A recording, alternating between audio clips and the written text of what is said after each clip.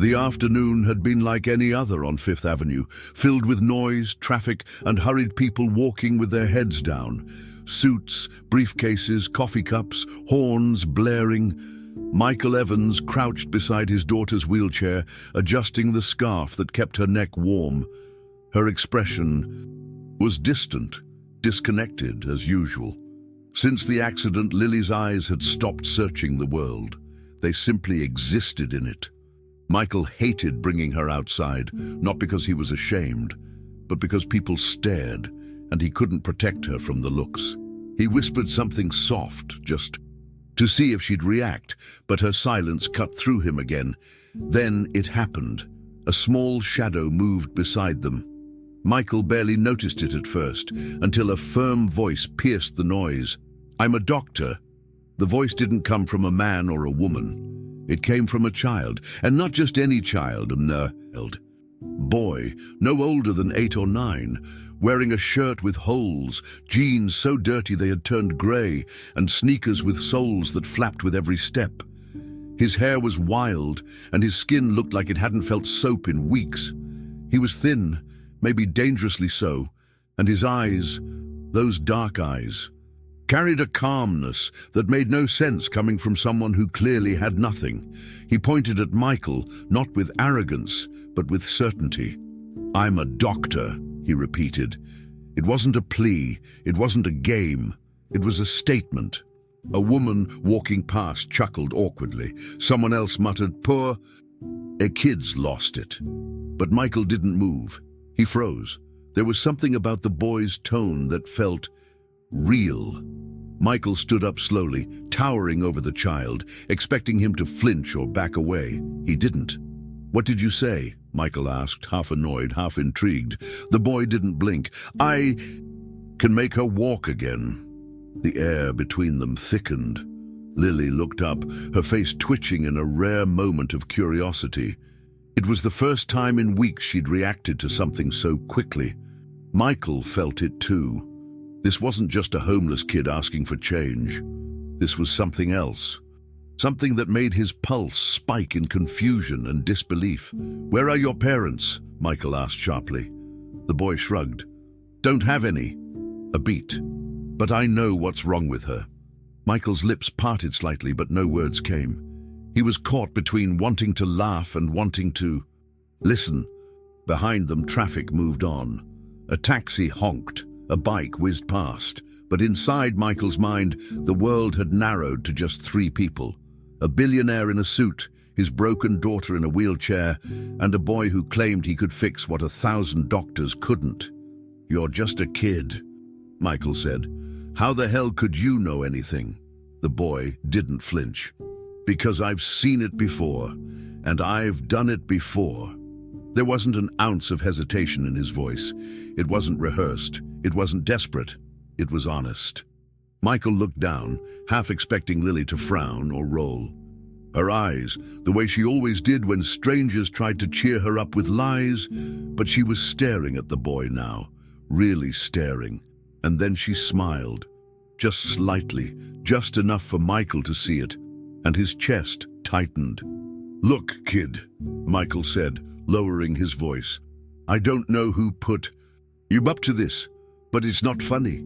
The boy tilted his head. "No one did. I saw her, and I felt it." Michael blinked. "Felt what?"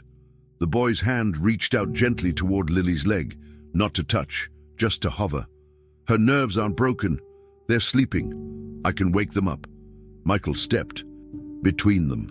"Back off," he said. It came out too harsh, too defensive. The boy didn't move. His gaze shifted to Lily again, and he whispered, "I can help her if you let me." Michael's hand tightened around the wheelchair handle. "Go beg somewhere else," he muttered, turning the chair around. But Lily twisted in her seat. "Dad," she said. Michael stopped cold. It was the first word she'd spoken all day. Michael crouched beside her, trying to hold his expression together. "What is it?" She looked back. "Don't be mean to him." That small sentence hit Michael harder than any insult. She hadn't defended anyone in months, not even herself. But here she was, sticking up for a boy she'd seen for only a moment, a dirty, homeless kid who claimed to be a doctor. "He's just a kid," Michael said softly. Lily's voice was faint but firm. "So am I." Michael closed his eyes for a second. The people around them kept walking, unaware that something invisible had just shifted. A tiny thread had been pulled, and nothing would be the same again. The boy stepped back without another word. He didn't beg, didn't explain. Just turned and walked into the crowd like smoke disappearing into the wind. Michael stood in place, unsure if what just happened was real. He looked down at Lily. Her face was still turned toward where the boy had gone. "What did you feel just now?" he asked. She shrugged, her expression unreadable. "Hope," she said. Michael swallowed hard. He hadn't heard that word in their house in over a year, and yet it echoed now, loud and sharp. Hope. From a boy with no shoes, no name, no reason to be believed. Michael shook his head and pushed the chair forward, but his hands were trembling. That night, Michael couldn't sleep. His mind kept replaying the scene. The boy's voice, his words, his unwavering confidence. He sat in his study, the city lights glowing outside the window, and pulled up the security footage from the street cam near the plaza. He zoomed in. There he was, the boy, alone, no one watching him, no signs of manipulation, just him and his impossible. "I'll claim."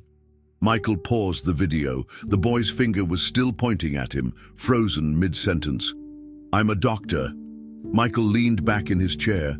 A homeless child had just broken through a wall of grief that no specialist had ever touched. He didn't know what to think, but something deep inside him whispered that this wasn't over. Michael Evans wasn't the kind of man who liked to be questioned. He built his empire from the bones of bankrupt companies and collapsing startups. He was known on Wall Street as the man who never blinked. The type who could fire 100 people before lunch and still smile through a dinner meeting. But behind that reputation, inside the glass walls of his penthouse office, was a man who carried something heavier than numbers. Guilt. The kind that didn't fade with time. The kind that lingered even after therapy, medication, and prayer. And that guilt had a name. Lily. His daughter had once been his reason to laugh. She danced, painted, sang off-key to the radio, and called him her super dad. But since the night of the crash, none of those sounds existed anymore. Just silence. The kind that filled the mansion like fog, thick and hard to breathe. Michael had brought in the best doctors money could find, spinal surgeons, neurologists, specialists from Europe, from Japan, from anywhere, but each one left with the same empty phrase, "We're sorry, Mr. Evans. There's nothing more we can do." And each time Michael nodded, thanked them, and died a little more inside. At first, he believed he could fix her the same way he fixed companies, with power, with money, with determination.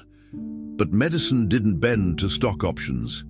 Lily didn't respond to deadlines. And no amount of screaming into his pillow at 3 a.m. would change the fact that her legs remained lifeless. He remembered the sound her chair made as it rolled across the floor, the way her hands clenched the armrests when strangers stared. Michael began to avoid eye contact, with her, with himself in the mirror, with the world. His home was a fortress, but he felt more like a prisoner than a king. His assistant Claudia noticed the change but said nothing. She had worked for him for 12 years and knew when silence was safer. But on the afternoon following the strange encounter with the street boy, she found him staring out the office window, coffee cold in hand, completely disconnected from his daily routine. "Your call with the Hong Kong investors is in 15 minutes, she reminded him gently. Michael didn't move. His eyes followed the clouds as if hoping they held an answer. "Do you believe in intuition?" he asked suddenly. Claudia hesitated. "I believe in facts, sir." Michael nodded. That's what he used to believe in too. Later that evening, he sat across from Lily during dinner. She poked at her food, uninterested, but calmer than usual. Michael studied her face, wondering if what he saw earlier on the street had been real. "About the boy," he began. Lily looked up. "He had nice eyes," she said. Michael blinked. It was the first unprompted opinion she'd offered in weeks. "He said he could help you," Michael continued. Lily shrugged. "I know." He leaned in slightly. "Do you believe him?" She didn't answer right away. She set her fork down and met his eyes. "He believed it." Michael felt a knot tighten in his chest. That kind of certainty, where did it come from? Michael didn't sleep that night. He watched the street cam footage over and over, rewinding the moment the boy appeared, analyzing the posture, the tone, the strange stillness in his face. Who was he? How did he speak with such confidence? Michael tried searching for local shelters or lost children's reports, but found nothing. No name, no match. The boy might as well have materialized from the concrete. Still, Lily's reaction lingered in his thoughts. That smile, that voice, that word. Hope. It haunted him more than any boardroom defeat, because for the first time in a year, Lily had shown life. And it wasn't because of Michael. It was because of that boy. At work, Michael lost focus. In meetings, he scribbled the word Elijah on his notepad, a name that Lily had quietly whispered at breakfast. She didn't know where it came from. She just felt it. Michael clung to it like a clue. He sent Claudia to comb through every social services database, police report, and clinic record in the city. Still nothing. "He's a ghost," she said. Michael didn't reply. Ghost or not, or... The boy had left a mark, and Michael couldn't stop thinking about what he said. "I can make her walk again." A lie? A delusion? Or something else? That weekend, Michael and Lily went to Central Park for the first time in months. Not because he wanted to, but because she asked. That alone was reason. Enough. They sat near the fountain, watching pigeons hop around for scraps. Michael bought her a pretzel. She didn't eat it, but she smiled and held it. Then she looked across the plaza. "There he is," she said. Michael turned, and sure enough, standing by the bushes, barely visible behind the crowd, was Elijah. Same clothes, same posture, same unreadable eyes. He wasn't begging, he wasn't hiding, he was just waiting. Michael stood and took a step forward, unsure of what he'd say or do. But Elijah turned and disappeared into the trees before he could call out. Lily sighed. "He's not scared of you," she said softly. Michael frowned. "How do you know?" She shrugged. "Because he came back." That night, Michael stared at the ceiling until dawn. He didn't know why a child with nothing would keep showing up like that. But something inside him, something he hadn't felt in years, whispered that maybe, just maybe, this story was far from over. Before the silence, there was music. Before the wheelchair, there were shoes worn from spinning too fast on hardwood floors. Lily Evans wasn't just a little girl. She was movement. She danced everywhere, even when no music played. The living room was her stage, the kitchen tile her runway. Her laughter used to echo through every corridor of the penthouse, like sunlight touching cold glass. Michael remembered rushing home just to watch her rehearse, her face glowing with joy as she yelled, "Watch me, Dad!" He never cared if she missed a step. He only cared that she danced, and that she smiled while doing it. The crash happened on a Friday. That morning had been perfect. Pancakes with whipped cream, Lily teasing him about his messy tie, Michael promising he wouldn't miss her school play that night. But of course, work got in the way. A last-minute board vote. A client threatening to pull out. By the time Michael left the office, the sun had already set. His phone buzzed halfway to the school. It wasn't a reminder, it was a scream. Sirens. A wreck. metal crushed like paper, and his daughter, unconscious, being pulled from a crushed SUV driven by the school's substitute driver, who'd had drinks before picking up the students. No other child was hurt, only Lily. The hospital was chaos. White walls, blinking machines, nurses moving too fast. Michael remembered pushing past everyone, calling her name even as blood soaked the collar of his suit. He didn't cry, not then. He only asked questions. Will she be okay? Can she move her legs? Why aren't they telling me anything? The answers came slow. Spinal damage, trauma, a fracture at the base of her lumbar vertebrae. The surgeon's face was calm, rehearsed. Michael hated him for that. She may never walk again. That sentence didn't echo. It detonated. Michael clutched her hand, still unconscious, and promised her, whispered over and over, that he would fix this. He had to.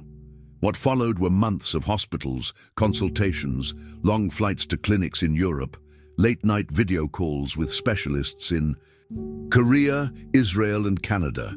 Every time someone said, "There's a chance," Michael wrote a check. Tens of thousands, hundreds.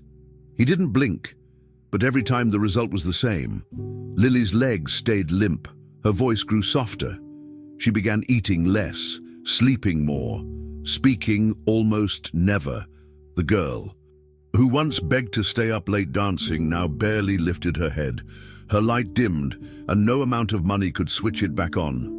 Michael's world, once ruled by ambition and strategy, was now dominated by silence and the quiet grief of watching his child fade while still breathing. Friends disappeared. People he once dined with weekly sent generic texts, or worse, said nothing at all. His ex-wife, who had vanished from Lily's life years before, didn't even show up. Michael stopped going to the office. He worked from home, surrounded by equipment, nurses, and therapists. He watched Lily closely, too closely. Every twitch, every sigh, he overanalyzed. Was that a reaction? Did she feel that? But mostly, he asked the one question that haunted him. If I had left work sooner that day, would this have happened? No one could answer. And so, the guilt took root, growing in. Every quiet moment between breaths, the house changed. He ordered ramps installed, removed every rug to avoid wheelchair snags, hired full-time staff. But nothing softened the reality. The silence was not just physical, it was spiritual. Lily no longer called him Super Dad. She called him Michael once. Just once. He pretended not to hear it, but it shattered him. He tried movies, toys, therapies that bordered on superstition. A priest visited, then a psychic, then an energy healer. Michael didn't believe in any of it, but he believed in Lily, and that was enough to try. None of it worked. Her eyes stayed blank, her voice stayed low, and the girl who once danced now only sat. One night, Michael walked past her room and saw her sitting in the dark, awake. "Can't sleep?" he asked. She didn't answer. Her eyes were on the ceiling. "Are you hurting?" Still silence. "Do you hate me?" That time, she looked at him. Not with anger, not with blame, just with nothing. That expression was worse than rage. It was the absence of everything. Michael walked back to his room and cried for the first time since the crash. Not because she was broken, but because he was. He couldn't. He fix this. And for a man like Michael Evans, not being able to fix something was more terrifying than death. Lily's therapists recommended cutting back on sessions. "Her motivation seems low," one of them said. Michael wanted to fire her. Instead, he nodded and paid the invoice. Every expert had the same conclusion. "We've done what we can." What they really meant was, "She's not worth the effort anymore." But Michael refused to say it out loud. He'd sit beside her, reading stories she once loved, even if she didn't respond. He played her favorite music, even when she didn't react. One day he played the song she danced to in her last recital. Her lips twitched. He couldn't be sure, but it kept him going. A twitch was more than nothing. And then came the boy. A stranger, homeless, barefoot, no credentials, no science, no proof. Just a whisper on a crowded street. I can make her walk. Again. Michael wanted to dismiss it as madness, but deep inside something stirred, because after everything he had lost, the laughter, the light, the faith, what did he have left to protect? Maybe that was why his hands trembled when he saw the boy, not from fear, but from something even more. Dangerous. Hope. And in Michael's world, hope was a currency he hadn't touched in far too long. Michael wasn't a man who believed in signs, but after the second time Elijah appeared, he couldn't shake the feeling that this wasn't just coincidence. He had taken Lily to the park on a whim. No therapists, no guards, no schedule, just to breathe outside the confines of their gated life. She had asked to go. That alone was a miracle. They sat on a bench near the fountain, a pretzel in her hand, untouched but appreciated. And then, just like before, Elijah appeared. He wasn't doing anything strange, just standing there across the plaza, watching them. No begging, no words. He simply stood. Still, his eyes fixed on Lily like she was someone familiar, not a stranger. It was unnerving but not threatening.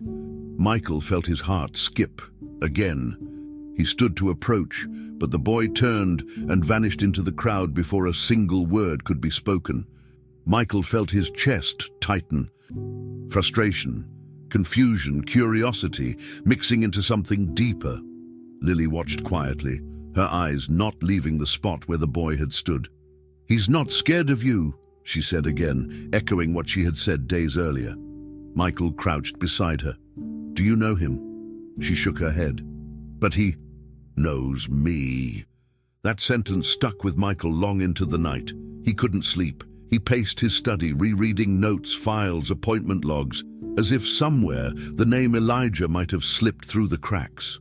But there was nothing. No records, no sightings.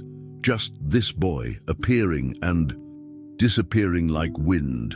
The next morning, he did something he hadn't done in years. He took a walk alone. No driver, no phone, just a hoodie and sunglasses.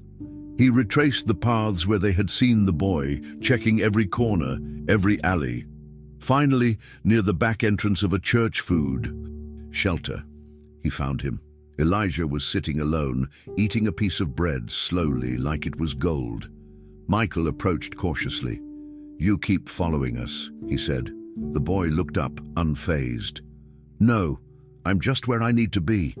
Michael studied him. "What are you?" The boy wiped his mouth. "Someone who can help." The confidence was eerie, not arrogant, but undeniable. "Why her?" Michael asked. Elijah stared at the ground, then said softly, "Because she still believes. That's rare." Michael didn't know what to say. He crouched, getting eye level. "Do you live here?" Elijah shook his head. "I live where no one notices." That answer made Michael uncomfortable. "Where are your parents?" A pause. "Gone." Michael tried a different angle. "Where did you learn about nerves, spinal injuries?" Elijah looked up, his eyes suddenly sharp. "I didn't learn. I remember." It didn't make sense. None of it did, but for reasons Michael couldn't explain, he didn't walk away. He didn't call social services. He didn't report the boy. Instead, he asked the one question he'd sworn he wouldn't. "What would you need to help her?" Elijah's response was instant. "Just a quiet room and time. That's it." Back. At home, Michael didn't mention the meeting to anyone, not even Lily. He needed time to process what he was considering. It was insane, dangerous even, but something inside him, a voice he hadn't heard in years, whispered, "What if?" That night, as Lily sat quietly on her bed, brushing her doll's hair, something she hadn't done in months, Michael asked her a question. "If he came back, Would you let him try? Lily didn't look up. Yes. Simple, certain. Michael nodded slowly. Even if it doesn't work? She paused, then said, It already is. That night, Michael barely slept. He made a decision before sunrise. The next afternoon, he drove back to the alley where he had seen Elijah. The boy was there, curled up under a tarp behind a dumpster. Michael knelt and shook him gently. Come with me, he said. Elijah looked at him with no surprise, as if he had known this moment would. Come. No questions, no hesitation. He stood, dusted himself off, and followed Michael into the waiting SUV without a word. In the car, Michael explained the rules. Cameras would monitor every interaction. Staff would be nearby. You're not staying. This is a visit, he clarified. Elijah nodded once. That's all I need. They rode in silence. Michael studied him in the rearview mirror. The boy's posture didn't change. His eyes remained calm, still unreadable. Arriving at the mansion, Elijah didn't gawk or ask questions. He stepped through the doors like he'd been there before. The staff gave Michael wary glances but said nothing. He led the boy upstairs to Lily's room, opened the door, and stood aside. Lily's face lit up the moment she saw him. You came, she whispered. Elijah smiled. I said I would. Michael stayed in the doorway, arms crossed. Elijah walked slowly to her, sat, cross-legged on the carpet, and placed his hand near her foot without touching it. May I? He asked. Lily nodded. Michael braced himself, but nothing strange happened. No magic, no nonsense. Elijah just closed his eyes, and Lily began to giggle. It was a sound Michael hadn't heard in over a year. A real, from the gut, pure laugh. She threw her head back slightly, and Elijah smiled. It tickles, she said. Michael moved closer. What are you doing? He asked. Elijah opened one eye, waking her up. Over the next 30 minutes, he touched no machines, used no tools, said nothing profound. He simply placed his hand near pressure points, whispered soft sounds, and watched Lily. At one point, she raised her hand and touched his cheek. Michael watched, speechless. The tension in the room had vanished. Something was different. And even if it was psychological, even if it was just in their heads, it was real enough to matter. When Elijah stood to leave, Lily grabbed his sleeve. Will you come back tomorrow? She asked. If your dad says yes, he replied. She looked at Michael. He met her eyes, then Elijah's, and nodded once. Tomorrow, same time. Elijah turned and walked down the hall, quiet and graceful. The cameras had caught everything. Michael would review it all, analyze it, tear it apart if needed. But in that moment, all he could focus on was Lily. Her cheeks were flushed, her eyes were bright, and for the first time in forever, she said, "Thank you, Dad." It wasn't about the session. It wasn't about the boy. It was about being heard and believed.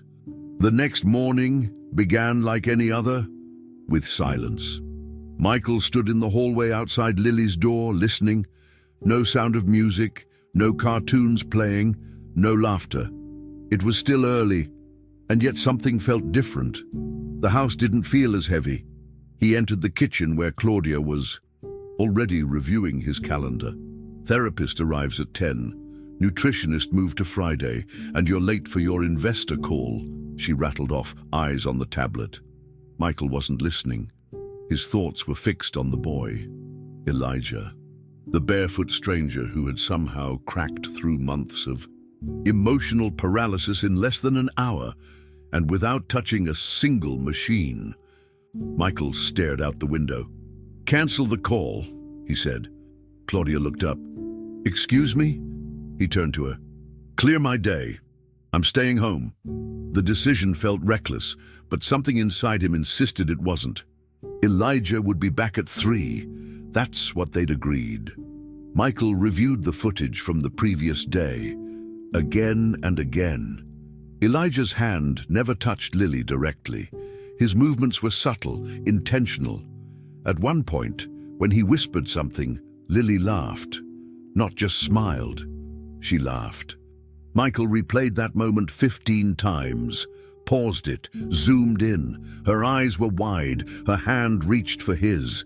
It was human connection in its purest form, something no paid professional had been able to spark in over a year. Still, Michael didn't know what to make of it. There were no wires, no hypnosis, no tricks, just presence. Real, undistracted presence, and that alone scared him more than any scam. By mid-afternoon, Michael felt the tension rise. He paced, checked the front gate camera. Nothing. Then, at exactly 3 o'clock, Elijah walked calmly up the driveway, barefoot again. Same clothes. One of the guards raised an eyebrow. Michael waved him off. Elijah entered through the front doors like he lived there. This time, staff whispered among themselves. "Is that the same boy from yesterday? What's he doing here?" Michael ignored them all. He escorted Elijah upstairs. Lily was already waiting, her hair brushed, sitting upright in her wheelchair, something she hadn't done in weeks. When she saw Elijah, she smiled so wide it almost startled Michael. He stood by the doorway again, watching, this time less guarded, less skeptical. Elijah sat in the same spot on the carpet, across from Lily. No introductions, no pleasantries. He simply looked at her and asked, "Ready?" She nodded. Then he closed his eyes and began. His hands moved slowly around her legs, hovering near the knees, then ankles. He murmured words too quiet to hear. Lily closed her eyes too. For the first few minutes, nothing seemed to happen. Then suddenly her fingers twitched. Not her toes, her fingers. It made no medical sense. Michael leaned forward. "Did you feel that?" Elijah opened one eye. "She's connected. It's all one system." Michael didn't understand, but Lily nodded. "It felt like wind inside my arm." Michael's breath caught. He didn't know whether to call it a miracle or a trick, but it was happening. After 30 minutes, Elijah stood. "That's enough for today." Michael frowned. "Why stop?" Elijah looked at him. "She needs rest. The body remembers slowly." It was such an odd way to phrase it, but it carried truth. Lily's cheeks were flushed again, her eyes alert. She looked alive. Elijah bowed his head slightly to her and left the room. Michael followed him into the hallway. "Where did you learn this?" Elijah looked down. "From pain." Michael didn't press. He wanted to, but something told him not to break the rhythm. Instead, he said, "Come back tomorrow." Elijah nodded once and walked toward the stairs. Michael stood frozen, overwhelmed by the quiet certainty in the boy's movements. The next few days followed a new pattern, a strange, hopeful one. Elijah would arrive exactly at 3. Lily would light up. The session would last 30 to 40 minutes, and every time something small would shift. One day her left toe curled. Another she said she could feel warmth in her thigh. It wasn't consistent, but it was new. Even the medical team noticed.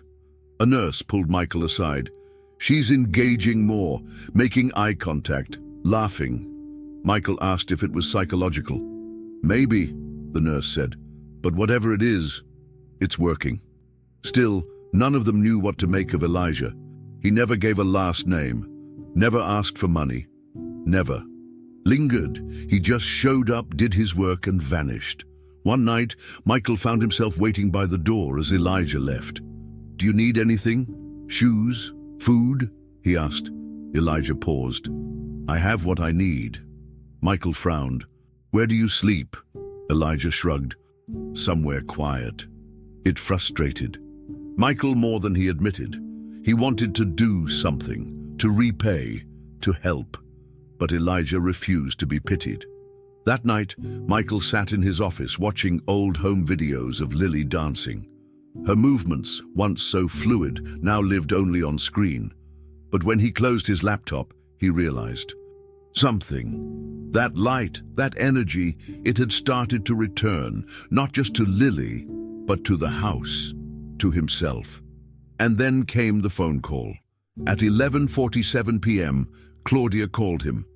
"Mr. Evans, I'm sorry to call this late, but I just received a strange alert. Someone tried accessing the internal security footage remotely. It was flagged." Michael shot up in bed. "From where?" Claudia hesitated. "An encrypted device. The attempt failed, but it was aimed directly at the sessions." Michael felt the chill spread through his chest. "Someone's watching," he whispered. He didn't know who. He didn't know why, but in that moment something shifted again, this time not with hope, but with threat. Someone, somewhere, had noticed Elijah, and they wanted in. It was subtle at first, a flicker, a twitch, so small that Michael almost missed it. Elijah had just finished another session, his hands hovering near Lily's knees, whispering the same strange rhythm of words he always used. Michael stood in the doorway, arms crossed, watching every detail like a hawk. He had grown used to the routine, but this time something different happened. Lily shifted, not dramatically, not enough to celebrate, just a slight jerk of her right toe. Michael narrowed his eyes. "Did you see that?" he asked. Elijah didn't look up. "She felt it," he said. Lily nodded, slowly, her eyes wide. "It felt like pins, but warm." The nurse in the room gasped softly. For the first time, something had undeniably changed. Michael rushed forward, kneeling beside his daughter. "Lily, say that again. You felt something?" She smiled faintly. "It's like when your foot's asleep, and then it wakes up." Michael's heart pounded. This wasn't imagination, it wasn't placebo. Her body was responding, even if just slightly. He looked at Elijah. "What did you do?" The boy finally met his eyes. "I just helped her body remember." That phrase again, so simple, so maddening. Michael wanted more answers, but Elijah stood and stepped back, signaling the session was over. "Tomorrow," he said. Lily smiled and waved as he walked away, a gesture she hadn't done in months. Michael stayed by her side, one hand on her foot, waiting to see if it moved again. It didn't, but it had moved. Once, and that was enough to change everything. That night, Michael didn't review business reports or respond to investor emails. He sat in his office and watched the footage of Lily's toe moving. He zoomed in, replayed it, over and over. It wasn't a spasm. It wasn't random. It was real. He sent clip to 2 specialists, neurologists he trusted from her early treatment. Both replied the same way. "Interesting. Could be a misfire, but it's promising." Michael didn't mention Elijah in the message. He wasn't ready to explain, not yet. But his instincts told him this wasn't medical coincidence. This was intervention, and it was working. The next morning, Lily was more talkative than usual. "Do you think Elijah can feel pain?" she asked out of nowhere while Claudia served breakfast. Michael raised an eyebrow. "Why would you ask that?" Lily shrugged. "He looks like someone who hurts but doesn't show it." Michael was stunned by the observation. Lily, who had been emotionally numb for so long, was beginning to feel for someone else again. That alone was a victory. "Maybe he's had to be strong for a long time," Michael said softly. Lily nodded. "Like me." And there it was. Acknowledgement of her pain, her strength, her loneliness, all coming back piece by piece. Later that day, Elijah returned on time, as always. He carried nothing, wore the same clothes, walked barefoot. Claudia pulled Michael aside before letting him in. "I know you trust this boy, but are we doing background checks? This is still your daughter." Michael nodded. "I've tried. There's nothing to find." Claudia looked unsettled. "That's what worries me." Still, she stepped aside. Elijah entered, and Lily lit up instantly. Today's session was different. Elijah didn't just work near her legs. He moved to her back, her shoulders, her neck. "Everything's connected," he murmured. Lily's eyes fluttered. "I feel like I'm glowing." Michael watched, trying to stay calm. He wanted answers, but he also didn't want to disrupt what was happening. After the session, Elijah left quickly, as always, but something about him felt tense, like he was rushing. Michael followed him to the gate. "Everything okay?" he asked. Elijah hesitated. "They're getting closer." Michael frowned. "Who?" The boy looked over his shoulder. "The ones who don't want her better." And with that, he walked off into the street, leaving Michael standing cold. That night, Michael reviewed the home surveillance system. He expanded the perimeter cameras and found something strange. A black SUV parked across the street from the house, lights off, unmoving for hours. He zoomed in. No plates, no motion, just silence. Then, as if sensing the watch, it drove away. Michael's stomach twisted. The next morning, Claudia showed him the IT report. The system was accessed again. Someone tried to pull footage from yesterday's session. We stopped it, but this isn't amateur stuff. Whoever this is, they're serious.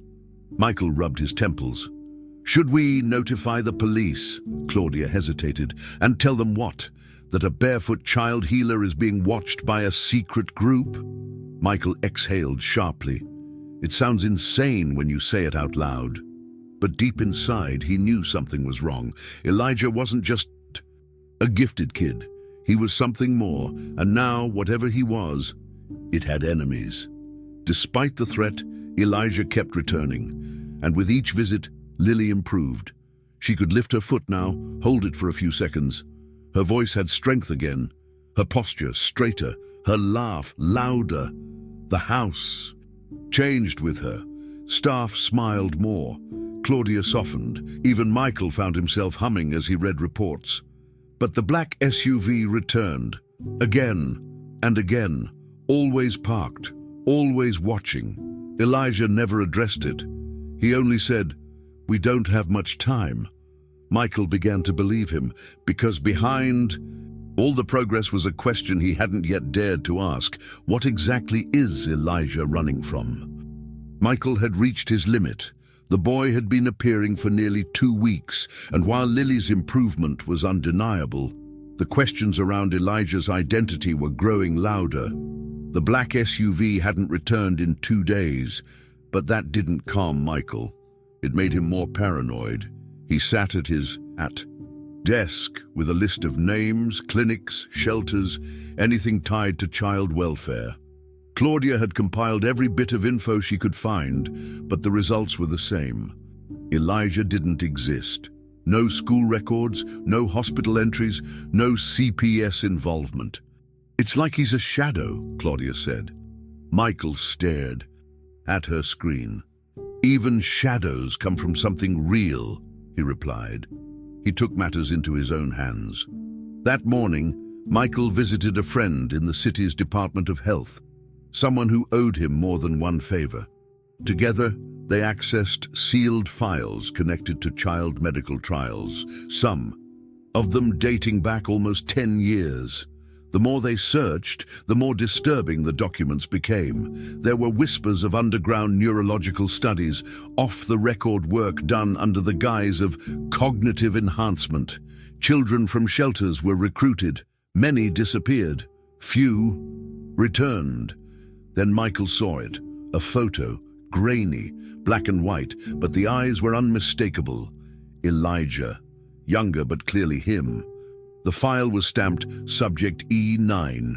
The notes were minimal, most of it redacted, but one phrase was left intact. Extremely high sensitivity to neural stimulus. Non-standard response patterns. Terminated unknown. Michael sat back, stunned. He wasn't imagining it. Elijah had been part of something dark, something buried, and now he was walking into his home every day, helping his daughter, healing her. Michael didn't know whether to be grateful or afraid. He looked through more records, several doctors listed. Most had vanished from the public eye. One of them, Dr. Howard Krieg, had been stripped of his license after accusations of gross ethical violations, then disappeared entirely. Another, Dr. Lena Morrison, died in a fire that was never fully investigated. Only one name was still active: Dr. Joshua Bell, now operating a private neuroscience clinic in upstate New York. Michael made a note. If anyone knew what had been done to Elijah, it was him. That night, Michael couldn't hide the tension. Lily noticed during dinner. "You're worried," she said. Michael smiled weakly. "A little." She tilted her head. "Is it Elijah?" Michael nodded. "Not because of what he's done, because of what's been done to him." Lily lowered her fork. "He's not dangerous, Dad." Her voice was calm but sure. "He's kind. He listens. He cares." Michael placed his hand over hers. "I know. That's what scares me." She didn't understand, but he didn't expect her to. How do you explain to a child that the world breaks the kindest people first? That those who survive often carry invisible scars? The next morning, Michael drove alone to the address listed for Dr. Bell's clinic. A 2-hour drive north, past suburbs and winding country roads, led him to a secluded glass building surrounded by trees. It was sterile, beautiful, and empty.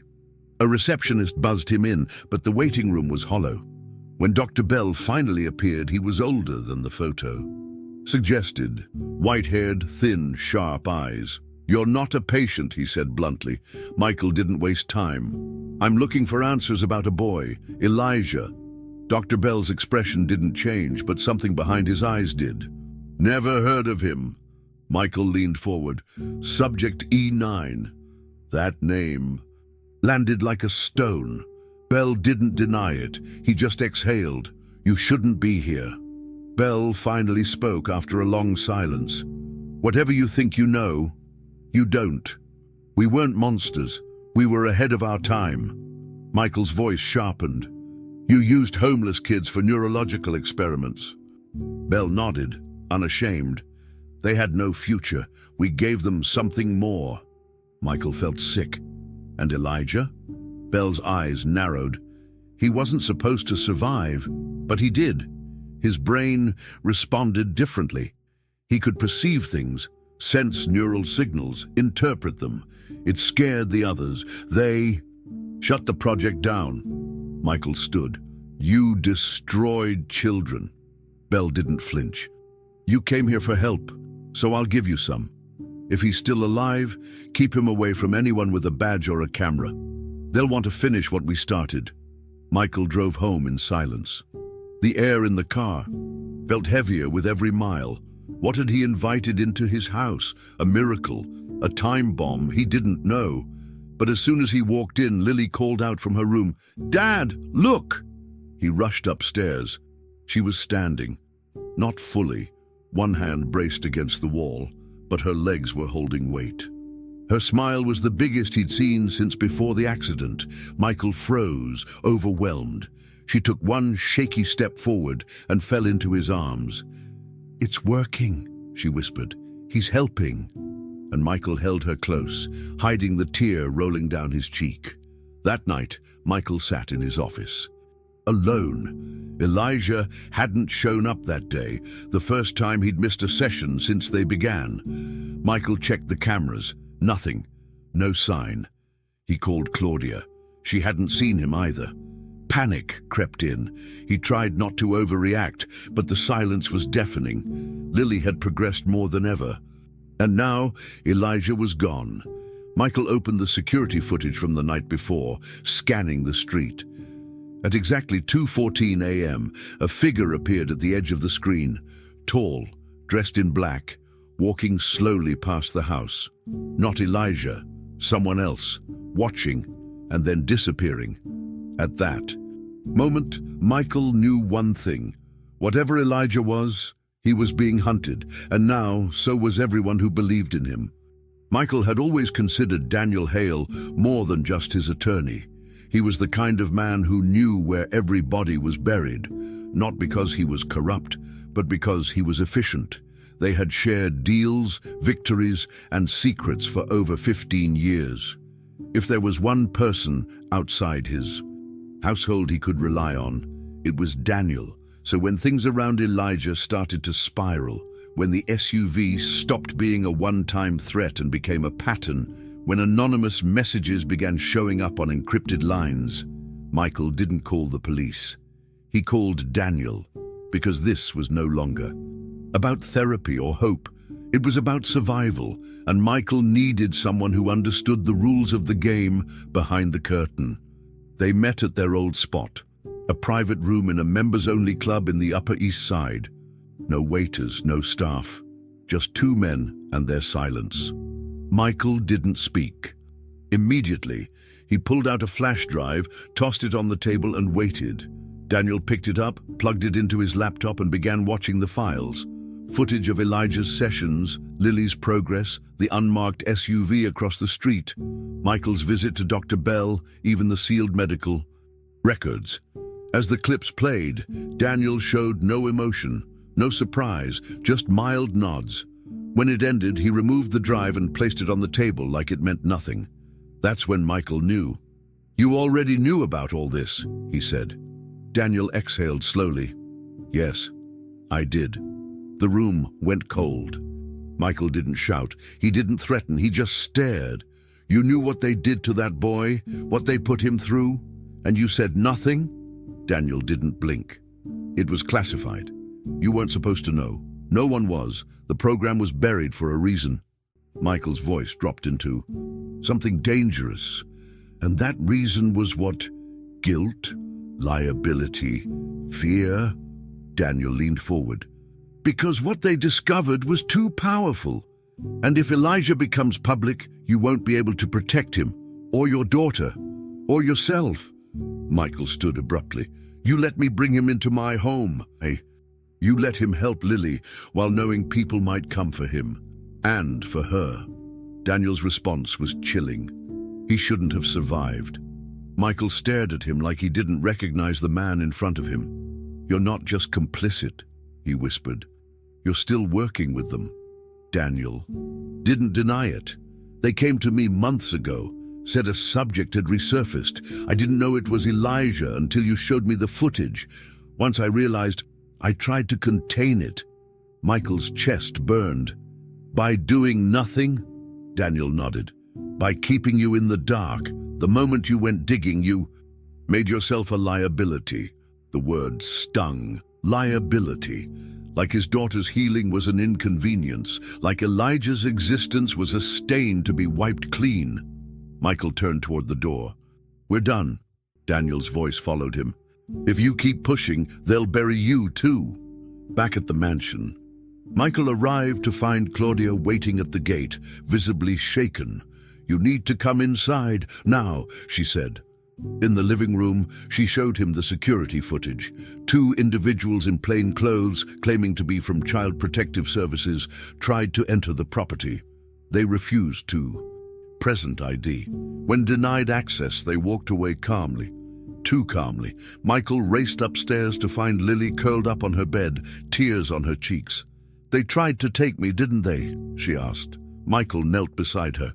"No one's taking you, not ever." But inside, he knew this was just the beginning.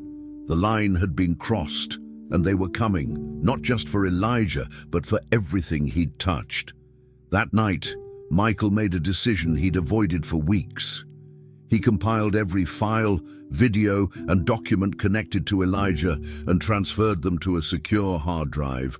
He encrypted it, then sent copies to two independent journalists he had trusted during his company's rougher days, along with instructions. If he disappeared, if anything happened to his daughter or Claudia, the world would see everything. The experiments, the cover-up, the footage, all of it. Then he went into his office safe, pulled out a duffel bag of unmarked bills, a satellite phone, and two burner cell phones. He wasn't planning anymore. He was preparing for war. At 3:12 a.m., his phone buzzed with a blocked message. No number, no name, just 4 words. "You waited too long." There was no sender, no trace, but Michael felt it in his gut. Elijah was gone, or worse, taken. He stormed into the surveillance room, rewound the last 12 hours of footage, and finally saw it. At 1:47 a.m., A figure slipped through the trees outside the back gate. Tall, hooded, moved with purpose. Elijah had never used. That path. Whoever this was, they didn't come to talk. They came to disappear. Michael felt nausea rise in his throat. He had failed. By sunrise, he had one goal: find the boy. He didn't care about legality, safety, or what remained of his reputation. He called in favors from contacts he hadn't spoken to in years, private investigators, ex-intelligence officers. One by one, they answered. All of them said the same thing: "You're in deep." But Michael didn't care. He wired funds, gave names, sent images. "I need him found, no matter the cost." Because it wasn't just about Lily anymore. Elijah had become something more than a healer. He was a mirror to everything Michael had ignored for years. Injustice, silence, power, abused without consequence. Later that day, Claudia found him in the garage, prepping his SUV. "Are you sure about this?" she asked. Michael didn't hesitate. "If I don't go, we'll never see him again." She handed him a small device, a GPS tracker linked to her phone. "Just in case," she said. Michael took it. "If anything happens to me, protect Lily." Claudia nodded, emotion in her eyes. "And what about you?" Michael gave her a sad smile. "I don't matter." He don't drove off as the sun rose behind him, heading toward the last lead he had. Somewhere out there, Elijah was either hiding or being hidden, and Michael would tear apart the world to bring him home. The GPS pinged in an alley near the edge of Queens. Michael stared at the blinking red dot on Claudia's tablet, his jaw clenched so tight it ached. He hadn't slept in 36 hours. His eyes were bloodshot, his thoughts a blur of anger and guilt. Elijah was out there somewhere, maybe hiding, maybe restrained, maybe worse. The car was parked a block away, unmarked and quiet. Michael adjusted the gun under his seat, something he hadn't held in years, something he'd sworn never to use again. But this wasn't Wall Street anymore. This was survival, and he knew in his bones that whoever had. Elijah wouldn't hesitate to do something final. The building was old and unremarkable, a boarded-up medical warehouse with graffiti scarring the bricks and windows blacked out with plastic. But as Michael approached, he noticed small things that screamed danger. The door wasn't chained. It was magnetically sealed. A surveillance camera was tucked under the awning, disguised behind a rusted metal plate. Someone was watching this place. Not squatters, not addicts, professionals. He moved fast, ducking around the back alley. Found a ventilation shaft low to the ground. It was just wide. Enough for him to squeeze through. His suit tore, his shoulders scraped raw, but he didn't care. All that mattered now was getting in and getting Elijah out, alive. Inside, the silence was heavy. Not abandoned silence, controlled silence. Michael crept forward, keeping low. The halls were clean. Too clean. Plastic panels, fluorescent lights, no dust. This wasn't some underground lab from a horror movie. It was something worse. Organized, funded, real. He passed a room where a woman in a lab coat sat alone, typing something he couldn't see. Another corridor led him to a locked door. He reached for his phone and texted Claudia. "Inside, found something." She responded instantly. "Michael, be careful. The SUV is back, outside your house." His breath caught. Were they trying to split his focus? Was this a trap? He pushed forward. No time to turn back, no time to think. He reached. Another hallway, and then heard it. A faint voice, muffled. A boy's voice. Michael followed it, heart pounding. The sound led to a room with a single observation window. He approached slowly and peered through. Inside was Elijah, sitting on the floor, his hands tied behind his back, head lowered. One guard stood nearby, armed, bored, Michael's stomach twisted. Elijah looked smaller, fragile, but alive, and that was enough. Michael backed away, scanned for exits. Then his foot hit a sensor. A red light flashed. A shrill alarm pierced the air. "Damn it!" he hissed, pulling the pistol from his waistband. The guard inside moved fast, calling for backup. Michael turned the corner and kicked the nearest door open, hoping it would lead somewhere useful. It didn't, just storage. He kept moving, heart racing. The building came alive with movement, boots on floors, voices barking orders. Michael was fast, but this wasn't his arena. He ducked into a stairwell, took 2 steps at a time, then burst through the 3rd-floor door into another hallway. At the end, he saw it. A control room, monitors, switches, blueprints. He ran in, shut the door behind him and locked it. Then he scanned the screens. One of them showed Elijah's room. A button labeled "Override Door Lock" blinked. He didn't hesitate. The door in Elijah's room clicked open. The guard shouted and lunged, but Elijah moved fast. He ducked, rolled, and ran straight into the hallway. Michael slammed open the door to the control room and met him halfway. Elijah froze. "Michael," he gasped. "You found me?" Michael didn't stop to answer. He grabbed the boy's hand and yanked him into a sprint. "We don't have time." Alarms kept blaring. Footsteps thundered behind them. They turned corners blindly, Michael relying on instinct, not logic. Finally, a back exit, bolted but old. He fired 2 shots at the lock. It shattered. They burst into the alley. Cold air, night sky, freedom, almost. They made it to the SUV in seconds. Elijah jumped in. Michael floored the gas. Tires screamed. A black van gave chase almost. Immediately. No plates, headlights off. Claudia's voice crackled through the comm line. "Are you out?" "We have him," Michael said, eyes fixed on the mirror, "but they're right behind us." The van closed in. A shot cracked the rear window. Elijah ducked. Michael swerved. "There's a tunnel ahead," Claudia said. "If you make it through, they won't follow. GPS jamming." Michael accelerated. The van inched closer. Then, a turn, a bump. Darkness swallowed them as they dove into the tunnel's mouth. Silence returned, broken only by their ragged breaths. They were safe, for now. Michael pulled over inside the tunnel, killed the engine, and looked at Elijah. The boy's eyes were wet but steady. "I thought you wouldn't come," he said. Michael reached over and gripped his shoulder. "I should have come sooner." They sat there in silence for a few seconds, both shaking. Then Elijah spoke, voice barely above a whisper. "They don't want to study me anymore. They want to erase me." Michael nodded.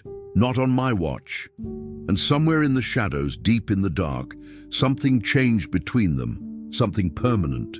This wasn't just rescue anymore. This was alliance. It took Michael 3 days to arrange safe housing, not just for Elijah, but for Lily and Claudia as well. After the escape, they moved between temporary locations, private estates, safe houses owned by former associates, even a small cabin Michael hadn't visited in over a decade. Each move came with its own paranoia. Were they being followed? Were their devices compromised? But somehow, the silence held. For the first time since Elijah's disappearance, there were no SUV sightings, no threats, no encrypted warnings. Michael didn't trust it, but he used the calm to prepare for the storm. Because if there was one thing he had learned, it was that peace was never permanent, not when you stood in the way of people with something to hide. Lily's progress continued. Her balance was still shaky, and she couldn't yet walk unaided. But each step she took was real, tangible. She didn't smile anymore. She laughed, loud, freely, and sometimes when Elijah was nearby, she'd tell jokes or draw again, or ask questions about the body, the brain, the energy he always seemed to understand without needing books. She wasn't just healing, she was returning, the girl Michael thought he had. Lost in that crash had never been gone, just buried under silence and grief. And Elijah, the barefoot boy from the street, had brought her back with nothing but his hands and his presence. Elijah, for his part, didn't talk much. He remained quiet, watchful. At night, Michael often found him, staring at the stars through the cabin's skylight. "Do you miss them?" Michael once asked. Elijah replied, "They weren't family. They were tests." There was no sadness in his voice, just clarity. Michael understood. What Elijah had endured, no child should have faced, but somehow he had held on. Something pure, the ability to care, the instinct to help, not out of guilt, but because he couldn't not help. That was his nature, not gifted, not cursed, just necessary. Claudia set up a private press leak, carefully coordinated with 2 investigative journalists who had vetted the material. Independently, footage of Elijah helping Lily, redacted documents of the experiment, transcripts from Dr. Bell's clinic. All of it went public within 72 hours. At first, the media thought it was a hoax, but then came the hospital confirmations, Lily's recovery, the witness testimony, Michael's, public resignation from Evans Capital. The narrative shifted. What started as a rumor became a firestorm. Talk shows, headlines, demands for congressional hearings. Elijah's name was never mentioned by design, but the world now knew. Something had happened, something incredible, and someone out there made it real. The backlash from the organizations behind the project came fast. Legal threats, investigations into Michael's past, attempts to smear him as unstable, unfit. But it was too late. The story had taken root. The public wouldn't let it die. And Michael, he didn't care anymore. He had already lost everything once. Now all he wanted was to make sure no child went through what Elijah had survived. So he used his fortune, not to rebuild his empire, but to build something better. A foundation under Lily's name, dedicated to identifying and protecting children with unexplained neurobiological patterns. Not to exploit them, to shelter them, to listen the way no one listened to Elijah.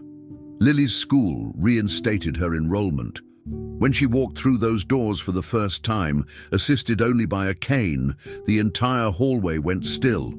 Then came the applause. Teachers cried.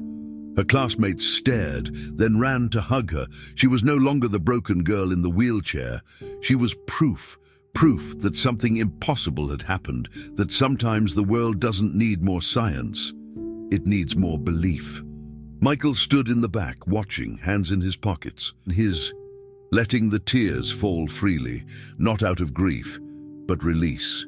Elijah didn't go with them that day. He stayed behind, watching from the second floor of the Foundation's new headquarters. Michael had offered him everything: a room, a salary, a future. But Elijah declined most of it. "I'm not meant to stay," he had said. "I help, then I move."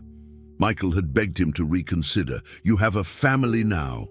Elijah's smile was soft. "That's why I need to go, so others can find theirs." Michael didn't argue. Deep down, he knew. Elijah was not meant to be contained. He wasn't a symbol. He was a force. Quiet, gentle, unstoppable. 2 weeks later, Elijah was gone. No note, no trace, just his folded blanket, neatly placed on the bed. Lily cried. Michael didn't stop her. He cried too. But they didn't grieve like they had after the accident. They grieved like people who had been changed, who had been blessed, and who would never forget. Michael never tried to find him again, not because he couldn't, but because he respected his choice. And in the years that followed, others came. Children with strange stories, with memories they shouldn't have, with the same look in their eyes Elijah once had. The Foundation welcomed them, helped them, and each time Michael wondered, had Elijah sent them? The last time Lily ever asked about him, she was 16. "Do you think he was even real?" Michael smiled.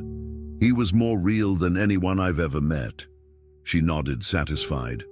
"I still feel him. Sometimes." Michael didn't answer. He just looked out the window at the wind moving through the trees and whispered to himself, not as a prayer, not as a wish, but as a truth. He didn't want to be remembered, but someone always remembers. Hi, I'm Erlan, and if this story moved you the way it moved me, don't forget to hit the like button, leave a comment sharing your thoughts, and most importantly, send this video to someone who would love to experience this journey too. And hey, if you want more stories like this, subscribe so you never miss the next one. Thanks for watching. See you in the next story.